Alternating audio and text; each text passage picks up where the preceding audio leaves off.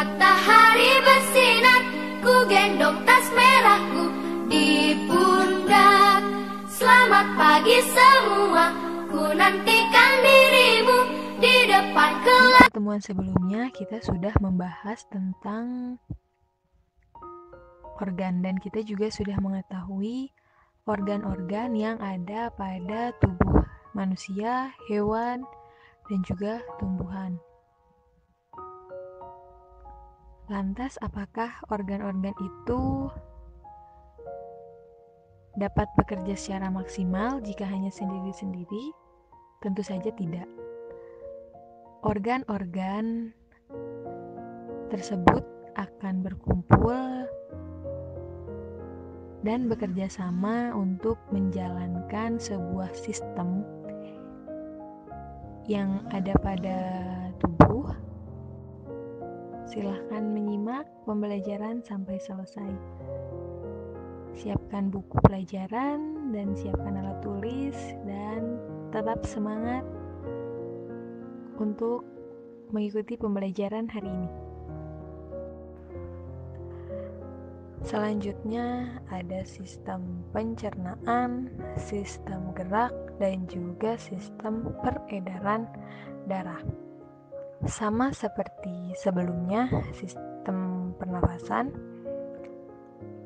Untuk sistem pencernaan, sistem gerak, dan juga sistem peredaran darah sama konsepnya, bahwa sistem-sistem tersebut merupakan susunan atau sistem-sistem tersebut terbentuk dari beberapa gabungan organ sehingga dapat menjalankan fungsinya dengan baik.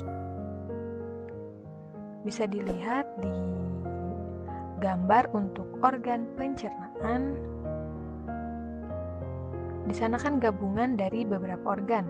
Di antaranya itu ada mulut, lalu ada kerongkongan, ada lambung, usus kecil, usus besar, ada rektum, dan juga ada anus. Nah, sama juga di sistem gerak. Sistem gerak ini merupakan gabungan dari beberapa organ. Organnya itu untuk sistem gerak ada tulang. Di sana tersusun dari beberapa tulang, ada tulang tengkorak, lalu tulang lengan atas, tulang rusuk, tulang hasta. Nah, pada sistem gerak ini, tulang tetap merupakan alat gerak pasif. Karena tulang ini, kenapa disebut alat gerak pasif? Karena tulang tidak dapat bergerak sendiri. Tulang membutuhkan bantuan dari otot. Nah, otot inilah yang disebut sebagai alat gerak aktif. Jadi, jangan tertukar ya, Nak. Yang merupakan alat gerak aktif itu adalah otot. Nah, otot ini menempel pada tulang sehingga dapat menggerakkan tulang tersebut. Nah, sedangkan tulang ini adalah alat gerak pasif. Lalu ada sistem peredaran darah. Sistem peredaran darah manusia itu memiliki peran yang sangat penting bagi tubuh. Bukan hanya untuk mengalirkan nutrisi dan oksigen ke seluruh tubuh. Sistem ini juga berperan dalam proses metabolisme tubuh. Nah, oleh karena itu penting untuk selalu menjaga kesehatan dan kelancaran sistem peredaran darah.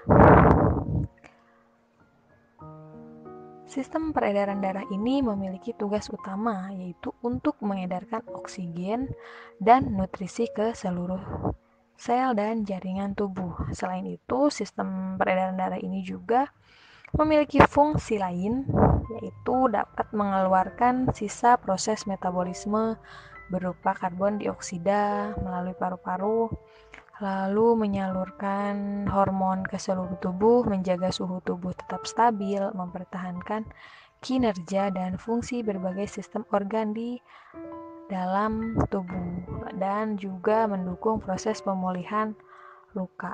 Nah, sistem peredaran darah ini juga tersusun dari beberapa gabungan organ.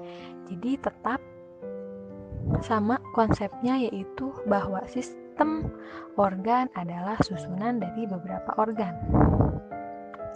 Kita lihat di gambar di slide yang sistem peredaran darah itu ada organ penyusun dari sistem peredaran darah. Yang pertama ada jantung, ada pembuluh darah.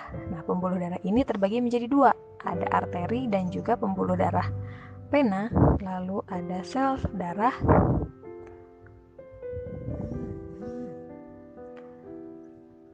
dan juga ada kapiler. Selanjutnya itu ada sistem ekskresi. Nah, ekskresi ini, X itu berarti keluar.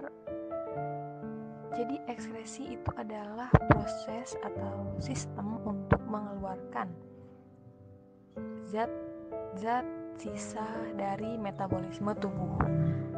Fungsi dari sistem ekskresi yaitu mengeluarkan sisa metabolisme berbahaya atau yang sudah tidak dibutuhkan lagi oleh tubuh.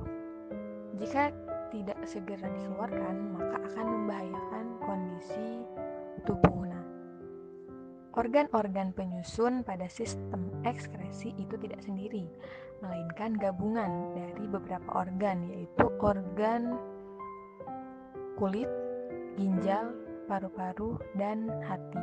Dari organ-organ ini akan mengeluarkan sisa-sisa metabolisme seperti organ kulit itu mengeluarkan sisa zat metabolismenya berupa keringat. Nah, ketika kita mengeluarkan keringat, itu adalah tubuh kita sedang melakukan atau sudah mengeluarkan hasil dari sistem ekskresi. Lalu ada ginjal dan paru-paru. Nah, ginjal ini adalah contoh atau hasil pengeluaran, yaitu berupa urin.